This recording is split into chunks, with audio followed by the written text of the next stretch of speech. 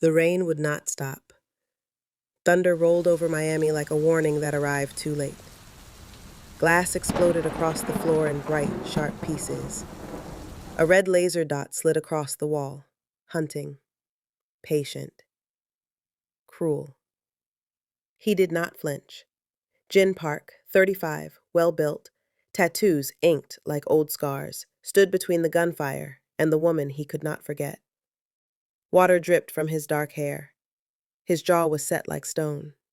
He lifted one hand, signaling her to stay down. Jin, don't go out there. Please. If I don't stop this tonight, he said, eyes soft for her and hard for everything else, you'll never be safe. He grabbed the kitchen knife. It wasn't much against a rifle, but it was all he had. He opened the door and stepped into the storm. That was the moment everything changed. 2 weeks earlier, the city had looked gentle. Neon on wet pavement, palm fronds whispering, ocean air like a promise you almost trust. Jen had driven alone with the windows half open, trying to breathe like a normal man, trying to remember what quiet felt like. He saw her before he knew he was looking. Amara Ease, 30, beautiful, long curly hair that the breeze liked to hold, stood near the water's edge, shoes dangling from one hand, listening to the waves as if they were speaking her language. She didn't belong to the noise. She belonged to the calm of the shoreline. He walked toward that calm without planning to. "Do you like the music?" he asked. "It's too loud," she said, smiling with her eyes. I thought so too. They talked because it felt simple. About plantain and dumplings, and the stubbornness of Miami traffic. About the way the Atlantic looks like it knows secrets. About leaving home and trying to make a life somewhere new. He told her he worked in logistics. He did not tell her the kind that always ends with blood and ledgers. "Why Miami?" he asked. "Because children dream loudly here," she said, "and I want to hear them." He had not met someone who said things like that and meant them.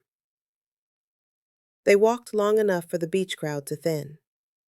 When she said she needed to go, rain threatened but held back, the night hesitant to end. "It was nice," she said, "but it can't happen again." He nodded. He didn't argue. He watched the taillights shrink until they were part of the dark. Sleep did not come that night or the one after. He tried to outwork the memory of her. Numbers, routes, faces, favors. But her voice kept returning like a steady tide.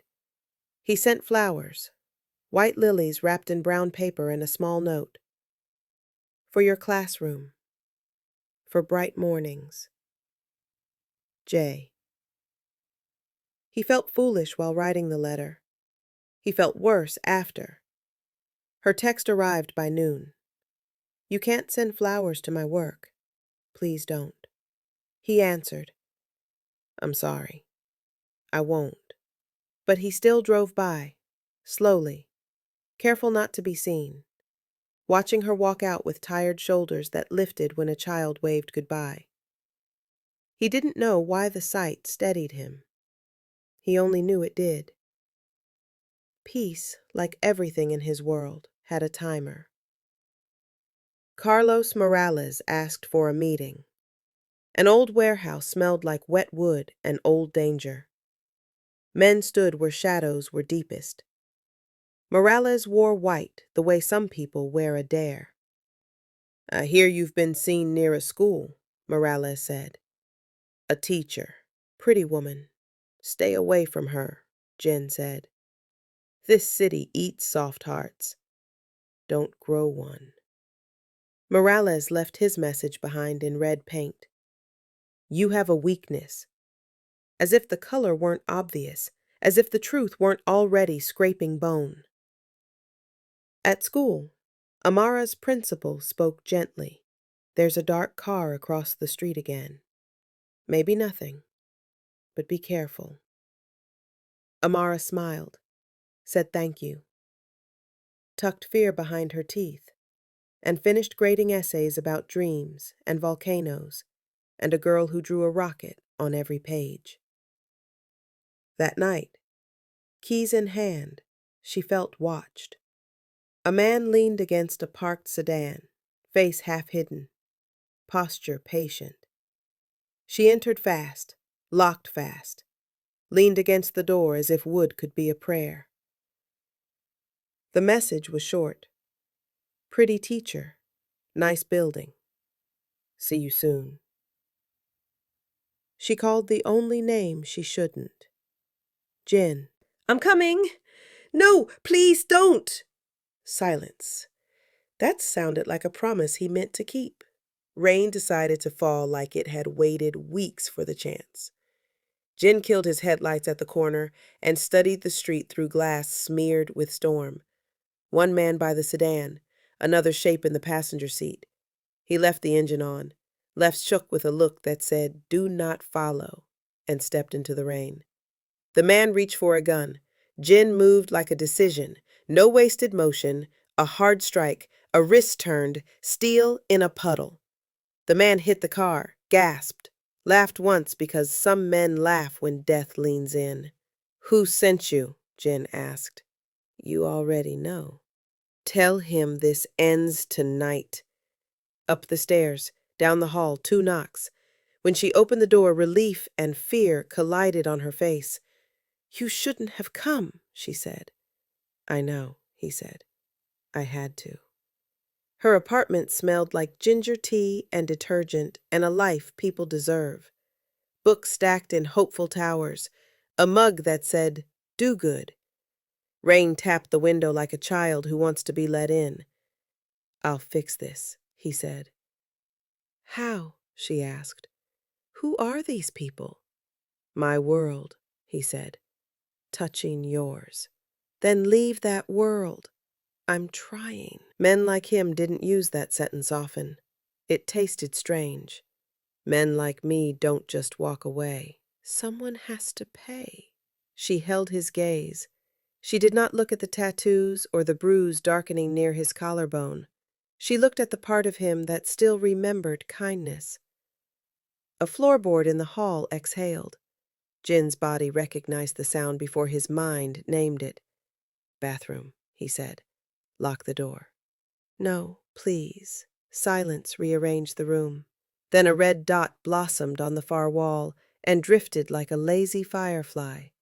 Down, he said, pulling her with him. The first shot shattered the small window. The second shaved a picture frame. The third chose drywall and left chalk dust breath in the air. Jin shielded her, weight and warmth, heart steady like a metronome he forced into rhythm. Listen to me, he whispered. Don't open this door for anyone but me or the police. Call Zoe. In the morning. Not tonight. Breathe. Live. Do you understand? Tears fierced. I understand. But don't go. He brushed a curl from her cheek. The storm stuttered. If I don't stop this, you'll never be free. He stood. The laser found his chest like it had been waiting. He opened the door and stepped into rain so heavy the hallway looked underwater. The door closed. The apartment felt suddenly too small for oxygen. A phone buzzed. Not hers, not his. Another phone, slipped under the door like a snake. Midnight. Pier 27. Come alone. She whispered to no one. Please come back. Jin moved through the stairwell shadows and into the open jaw of the parking lot.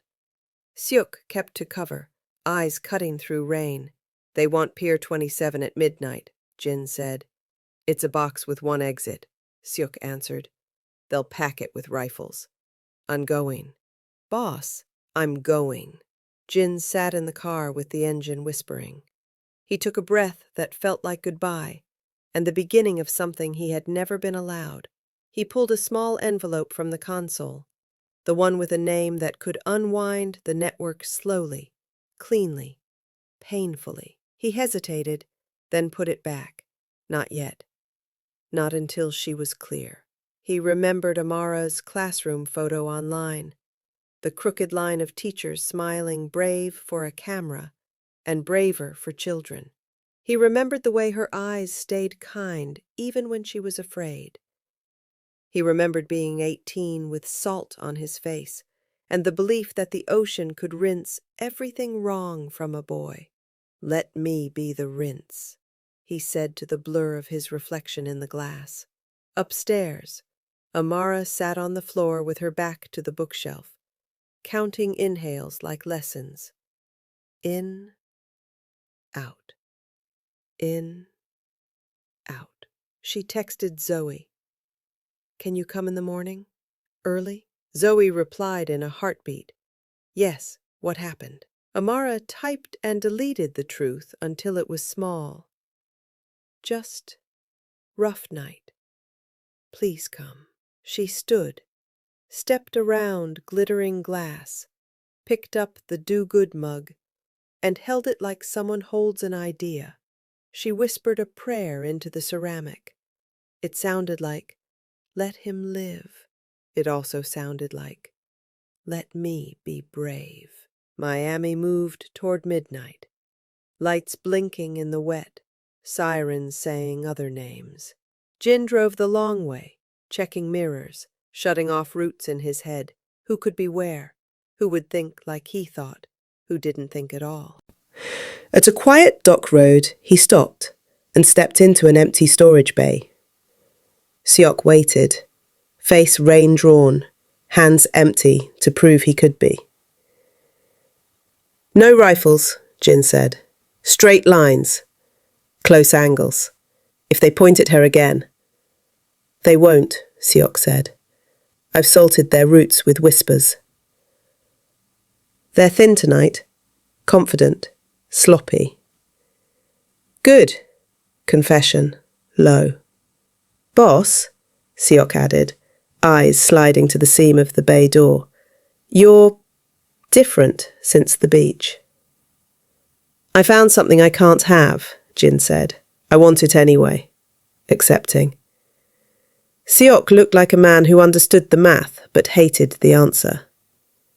"I'll be 2 blocks out. If the roof sings wrong, I cut the song." "You don't move unless they break the line," Jin said. "If I don't come out—" "I know," Seok said.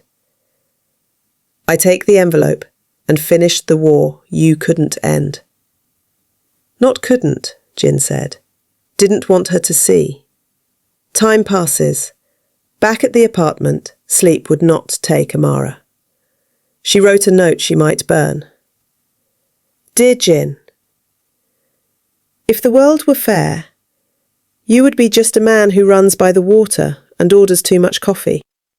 If the world were kinder, I'd meet you at sunrise and tell you yes." She folded the paper without an address. At 11:30, Jin parked 3 streets from Pier 27 and walked. The rain had become a mist that made the air feel like a secret. Water slapped the pilings. Chains clinked like teeth. He smelled engine oil and wet rope, and men who believe they own the night.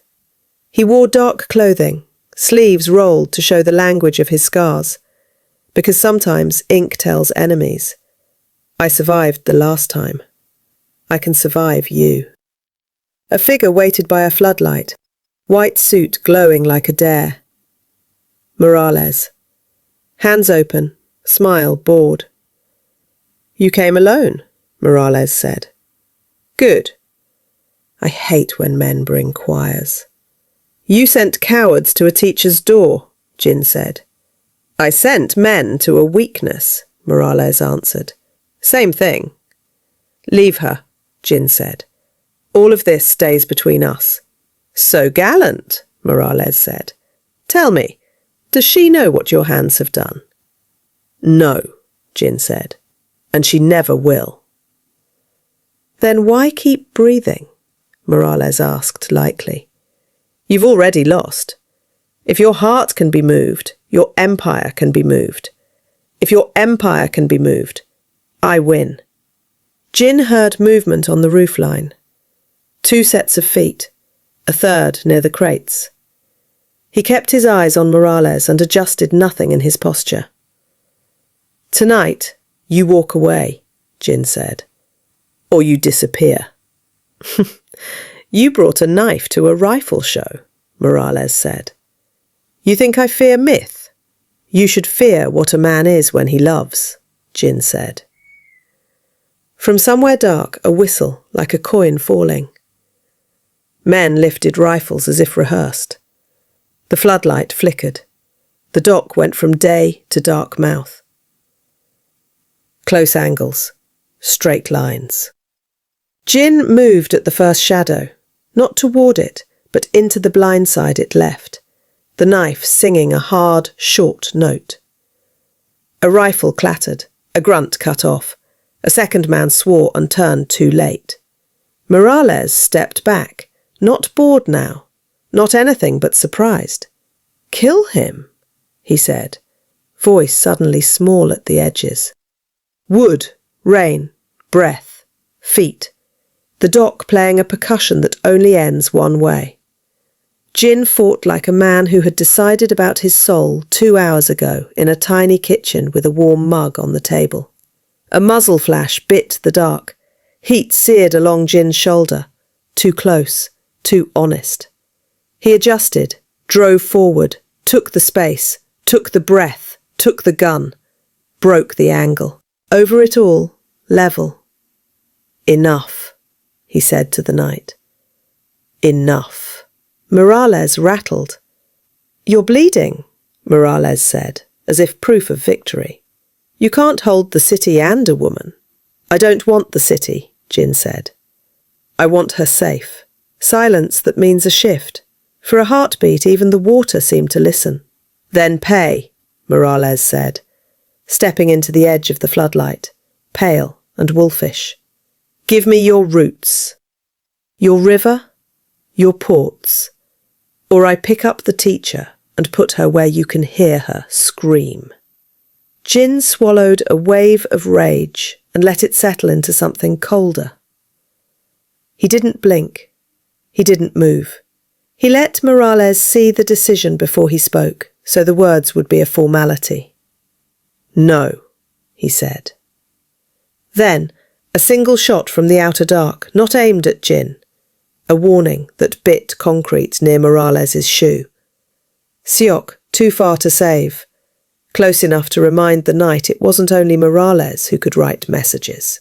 Morales startled. You brought a choir, he hissed. I brought a friend who will burn every bridge you've ever crossed if I fail, Jin said. Your white suit will be a map for the city rats. Morales weighed numbers, blood, pride. He wasn't stupid. He was greedy. Greedy men nod when they should leave. He shook his head. Midnight is for endings, he said, lifting his hand. Jin moved before the signal finished becoming a shape. 2 heartbeats, 3 turns, the world tight as a fist. He did not think about tomorrow. He shaped it. At home, Amara held the folded letter she hadn't addressed. She sat by the door, shoes on, as if the act of being ready could make him come back sooner. She listened to the storm argue with itself. She whispered, Please. She remembered a field trip plan, children pointing at sea turtles painted on a mural. She remembered Jin's small smile at the cafe when she said test tubes look cool. She remembered the first time she believed he might be telling the truth. I don't want this life anymore. She texted one more time. Are you alive? No bubbles. No reply. She put the phone face down and stood very still, so her fear couldn't hear her moving. Jin disarmed the last man by the crates and let him decide whether to drown or run. He chose to run. Wind pushed rain in sheets. The dock smelled like endings. Morales, panting, cornered. You can't keep her, he said, backing toward a ladder that went down to darker water. Even if you win tonight, you lose her. She'll see you. She'll know you. Good women always do. She already knows enough, Jin said. And still, he did not finish. Some sentences are prayers, some are traps. He refused both. Morales's last card. Then prove it, Morales said, voice low. Walk away from everything. Put your hands behind your back for the police. Give them the names, the routes. Become nothing. Maybe then she lives. The storm went quiet, just long enough to hear the water lick pilings. Jin saw the path. Confession, prison. A clean line drawn over dirt that had been there for a decade. He also saw another path. Keep the empire. Keep the blood. Keep moving until hell took a number. I'll pay, he said. Not to you. To who, then? To the truth. Sirens somewhere nearer now. Siuk's silhouette withdrew. Job done. Jin stepped forward until Morales saw it in his eyes. The empire was already ash in his hands. Jin walked away from the floodlight, from the rifles, from the small war that would be written as someone else's rumour by morning. He did not look back to see who survived his mercy. He already knew the city would. In the car, he bled into a towel and laughed once, because hurt sometimes sounds like joy when it belongs to a better ending. He dialed a number he had sworn never to dial. When the voice answered, he said a name and a route and a time. He said the rest until the person on the other end asked, "Are you sure?" He said, "Yes," and a chapter of Miami began to end. He parked 2 streets away from Amara's building and walked slow so he wouldn't drip fear into the carpet of her hall. He had no words that weren't bruises. He had only this, a man-shaped apology, and the truth he had chosen. When she opened the door, her face broke and reformed into something brave. "You're alive," she said, "for now." He didn't cross the threshold fully. He kept the storm at his back. "I called the people who end men like me," he said. "I told them everything, and going in, not running, not bargaining." "Why?"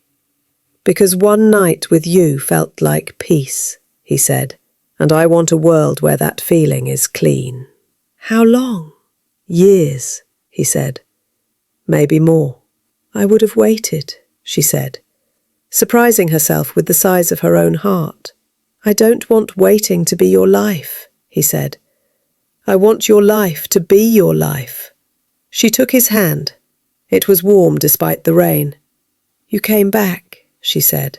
"I'll keep doing that," he said. "In letters, in truth, in whatever I'm allowed."